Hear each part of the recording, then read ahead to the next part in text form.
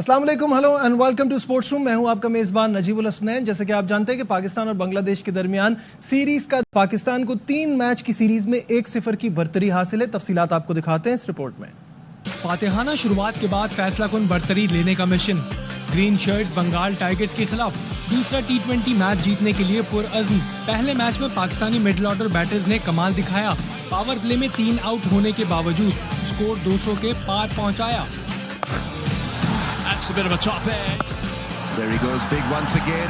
पहले मैच में फखर जमान और साइम अयूब का बल्ला न चला।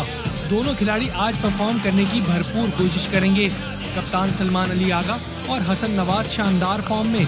दूसरे मैच में भी कारकर्दगी दिखाकर सलमान पहली सीरीज जीतने के लिए पुरजोश।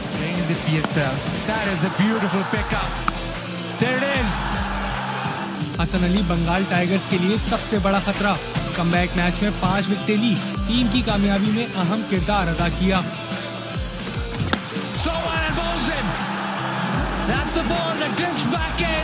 बांग्लादेश के तंजीम हसन और लिटन दास ने शानदार बैटिंग की। दूसरे मैच में बॉलर्स पर भारी पड़ सकते हैं।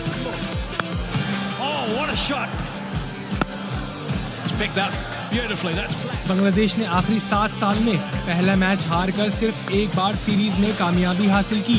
बांग्लादेशी टीम सीरीज में वापसी के लिए पूरा जोर लगाएगी। पाकिस्तान जीता तो फैसलाकुन सबकत मिल जाएगी। इसी पर बात करने के लिए former test cricketer Tauseef Ahmed और आर स्पोर्ट्स कॉरेस्पॉन्डेंट शाहिद हाशमी साहब हमारे साथ होंगे। तौसीफ भाई, सबसे पहले आपसे शुरू करते हैं। पहले तो इस सीरीज में हमें बढ़तरी मिल गई, ये तो एक अच्छी बात है, और हम एक्सपेक्ट करते हैं कि यहाँ पाकिस्तान को ये सीरीज 3-0 से अपने नाम करनी चाहिए, लेकिन ये हो जाएगा क्योंकि हम मशहूर हैं इसके लिए कि एक आध मैच इधर उधर भी हो जाता है। क्या कहेंगे?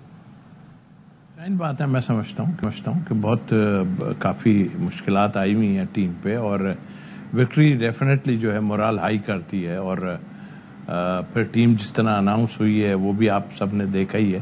But it's a great victory और एक मोरल हाई हुआ है और पाकिस्तान आ गया। और फिर ये ज़रूर था कि हमें ये उम्मीद थी कि पाकिस्तान इनको डेफिनेटली हरा देगा, लेकिन पहले ये बड़ी अच्छी परफॉर्मेंस बांग्लादेश आपको पता है कि यहाँ आके देखे गए, लेकिन अभी यूएई से ये हारे थे। बट हमारे लिए बहुत खुशाइन बात है कि हम पहला मैच। शाहिद साहब, आपकी तरफ आता हूं। पहले मैच की कामयाबी को कैसा देखते हैं? बहुत अच्छी कामयाबी थी, और सबसे मेन चीज ये थी कि प्लेयरों का इंटेंट नजर आया। किसी भी प्लेयर ने 34-35 से ज्यादा गेंदें नहीं खेली, सब टीम के लिए खेलते हुए दिखाई दिए। फखर और साइम जल्दी आउट हुए। 5 for 2 से 201 करना एक बड़ी इंटेंट की बात है, बड़ी रेजिलियंस की बात है, तो वो इस टीम में नजर आई। और अगर आप 3, 4, 5, 6 नंबर के बैट्समैन देखें तो 164 से लेके 200 तक का स्ट्राइक रेट है। तो माइक हैसन ने आते ही अपनी सारी चीजें बता दी कि मुझे ये चीजें चाहिए आप लोगों से। तेज खेलोगे, स्ट्राइक रेट अच्छा रखोगे तो टीम में रहोगे। और बड़ी अच्छी विक्ट्री थी। बांग्लादेश की बॉलिंग में इतना दम नजर नहीं आ रहा, उनकी बैटिंग भी काफी स्ट्रगल कर रही है। 4 प्लेयर उनके पिछले साल रिटायर हुए, फिर उसके बाद 3 फास्ट बॉलर जो उनके मेन फास्ट बॉलर है, मुस्तफिजुर रहमान, नाहिद राना और तस्कीन, वो तीनों इस टीम में शामिल नहीं है। तो 3-0 जीतना चाहिए, लेकिन वो पाकिस्तानी टीम ही क्या जो लड़खड़ा है ना एक आध मैच। बिल्कुल ऐसा ही है। तौसीफ भाई, दोनों टीमें इस फॉर्मेट में स्ट्रगल कर, पाकिस्तान का भी आपको पता है न्यूजीलैंड के खिलाफ क्या हुआ था, और बांग्लादेश तो यूएई जैसी टीम से हार कर आ रही है। तो इसको देखते हुए हमको लगता है ये सीरीज दोनों के लिए बड़ी अहम है। बिल्कुल है, और जाहिर है कि हम भी स्ट्रगल बहुत कर रहे हैं। बांग्लादेश तो हमसे नीचे ही है, और हम उसको, मैं तो एक्चुअल सच्ची बात करूं कि रेट नहीं करूंगा, इसलिए कि पाकिस्तान के हालात बुरे ज़रूर हो गए हैं इसमें, क्रिकेट में मुश्किलात हैं, लेकिन मैं फिर भी ये कहूँगा कि पाकिस्तान का उनसे हारने का मैं तो नहीं कम से कम सोच सकता, लेकिन नेवर नो, कुछ भी हो सकता है। और यूएई से वो हार के आ रहे हैं, तो दूसरी टीमों ने अब होमवर्क किया है। यूएई के लिए बड़ी खुशाइन बात है कि उन्होंने जो है एक बड़ी टीम को हराया है, लेकिन जाहिर है बांग्लादेश, और ये फॉर्मेट ऐसा फॉर्मेट होता है कि इसमें कुछ भी हो सकता है। तो आई थिंक, मेरा ख्याल है कि पहला मैच जीतने के बाद जो है वो डेफिनेटली जो है बांग्लादेश जो है बैकफुट पे गया है, और जो उनको भी मुश्किलात हैं और वो ज़रूर इस पे वर्क करेंगे और अगले मैच में जो है तगड़े आए।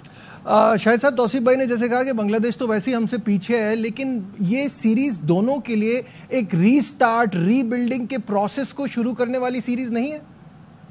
बिल्कुल ऐसा ही है। दोनों टीमों में यंगस्टर हैं, दोनों टीमें बिल्ड करना चाह रही है टूवर्ड्स 2026 के T20 वर्ल्ड कप की तरफ, जो अब सिर्फ 7-8 माह ही दूर है। फरवरी 2026 में होना है। तो बिल्डिंग प्रोसेस है। पाकिस्तान के पास नया कोच है, पाकिस्तान के पास नया कप्तान है। पाकिस्तान मुझे अब लग रहा है कि मोहम्मद रिजवान और बाबर आजम से निकलकर एक नए प्लेयरों पे नई टीम बनाना चाह रहा है। आगे देखें, इतलात तो यही होती है कि माइक हसन ने दोनों की वापसी के लिए कहा था कि मैं एक दफा और उनको ट्राई करना चाहता हूं, लेकिन सिलेक्शन कमेटी ने अभी बांग्लादेश की सीरीज तक रेजिस्ट किया है कि नहीं, हम सारे यंगस्टर्स के साथ सीरीज खेलना चाहते हैं। तो यंगस्टर्स अच्छे हैं, हसन नवाज अच्छा है, जिस तरह उन्होंने अब बैटिंग करना शुरू की है, PSL में बैटिंग की नंबर 4 पर आकर, तो डेवलप होगी टीम। और फिर और भी मजीद नए प्लेयर हैं, जैसे इस PSL में मोहम्मद नईम ने बड़ी अच्छी बैटिंग की, बड़ी क्लीन हिटिंग करते हैं, छक्के अच्छे लगाते हैं। तो इस तरह के और भी प्लेयर पाकिस्तान टीम में आएंगे। बांग्लादेश की टीम में भी उनके पास भी उनकी भी लीग होती है, उनकी भी छोटी लीग भी होती है, बांग्लादेश प्रीमियर लीग भी होती है। उनके भी मसाइल हमारी तरह ही है। अभी सीरीज शुरू हुई है और उनके प्रेसिडेंट हटा दिए गए।